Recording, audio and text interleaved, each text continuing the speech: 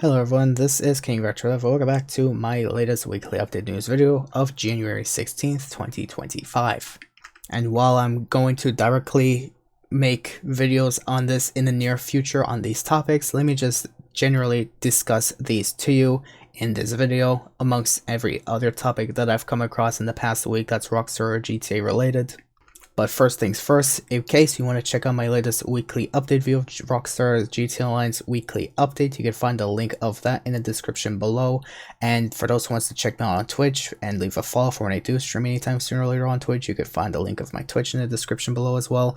And without further ado, let me generally discuss some of the topics that I've come across in the past week. There isn't that many, but I'm going to showcase to you first of all, Rockstar finally released a newswire. Hallelujah, but there wasn't really anything new from it that I haven't already shown on my latest weekly update video, so for whoever wants to check it out, link will be in the description of course.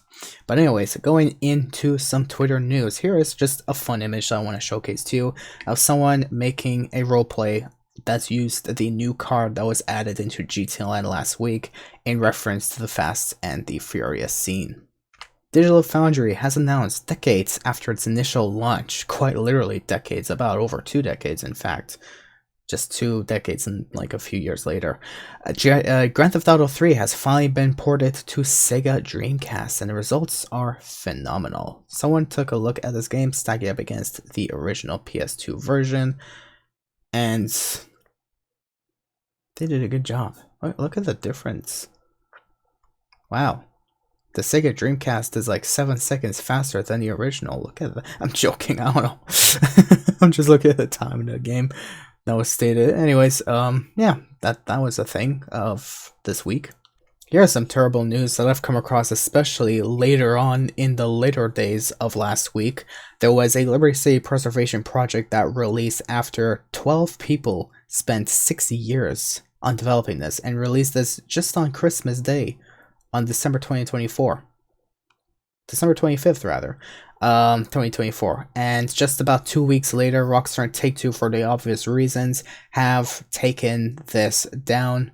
Unfortunately, they took down this project because obviously the project that was developed was basically content used without permission from Rockstar Games and Take-Two Interactive, so for the obvious reason, it makes sense. But what really triggers me is the fact that Rockstar's priorities concern me. They literally spend the shortest amount of time possible to patching money glitches, outfit glitches in GTA Online, fun glitches that bring the community together, fun projects like this that was going to bring the community together. In fact, what Rockstar could have done, that I'm going to discuss this in another video, is they could have simply said, hey, we know that you've used content from us that doesn't belong to you without our permission. We will simply request you to take this down or hand over your project to us, in which we will showcase to the community, since they're anyways doing community series stuff on GTA Online, right? So especially Rockstar decided to put their hands on this project and take it for themselves and showcase it to the whole community, possibly even sell it on Steam or the Rockstar launcher for even $20 US, give or take. I'm pretty sure even the 5M community would have heavily benefited from this, and we would have a brand new experience in GTA 5 altogether, especially on 5M. But obviously, because someone else worked on it, and it's a more legitimate way to be, in fairness, saying, here's something you guys can enjoy for a couple extra dollars that you can give us for receiving this. Because it wasn't money hungry, greedy sounding like GTA Plus is, they decided to take it down altogether. Like, come on, they seriously.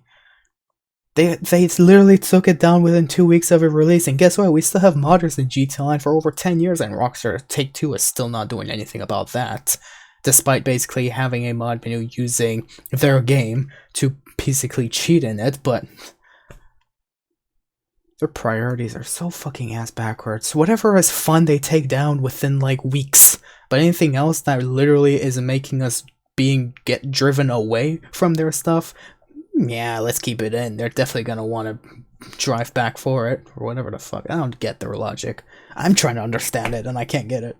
Moving on to other topics. Of course, I have shared this information on my weekly update video featuring this week's FIB priority file being the brute force file, but mind you, the black box file, if you complete this week, that is the file. That's not priority, but will reward you with a clothing item. I've mentioned the details of that in my weekly update video for those who are interested. And I've even covered the details on the new robbery target vehicles from your salvage yard property in GTA Online. I also cover those details in my latest weekly update video. Of course, like I said, you can find the link of that in the description. I've also gone over the podium vehicle, the prize ride, as well as its prize ride requirements, luxury autos vehicles, and Simeon's showroom vehicles as well. I've gone over those as well as their availability and their price tags.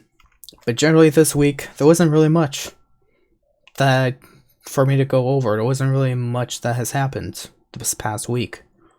But before I end this video, I said that I would make this statement on even this video as well, like I've done on my weekly update video. But I have to admit, Rockstar for the second week in a row just has to showcase how lazy they are. So like I even brought up even in that video, I'm gonna mention again briefly. Basically, when they made their mod that I've brought up moments ago, that Take-Two Interactive took down, obviously the whole community retaliated by stating that Rockstar is basically a piece of absolute garbage that just hates the community and just doesn't like the community at all and just wants to continue doing their best at ruining our fun.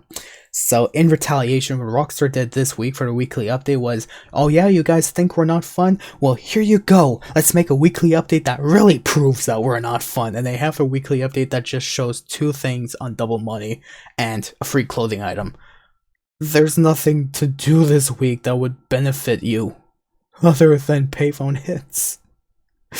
And then some other adversary mode. What?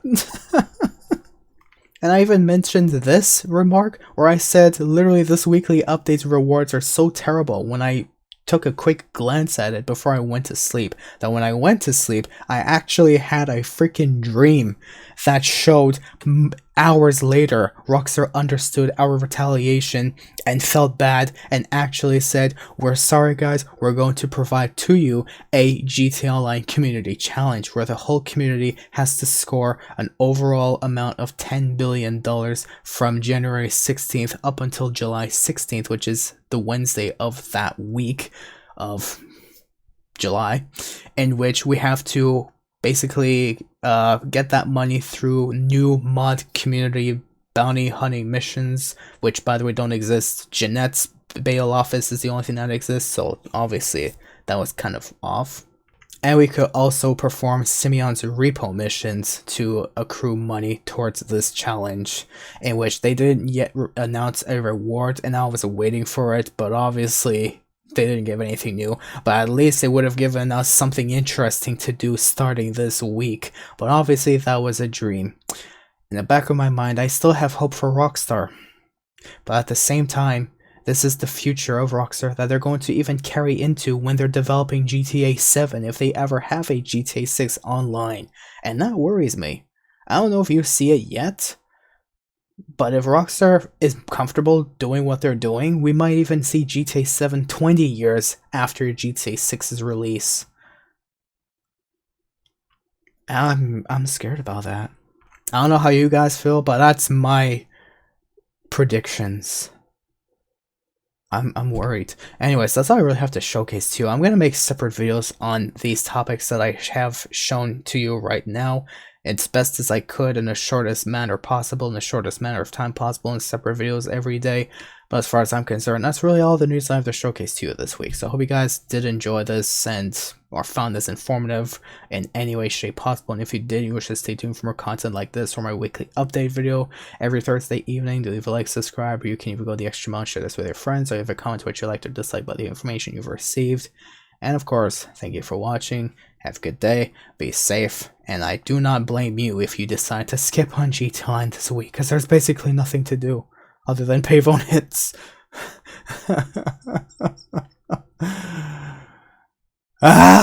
Thank you for watching. I'm fed up with Los Santos. I'm fed up with Rockstar at this point. I'm done.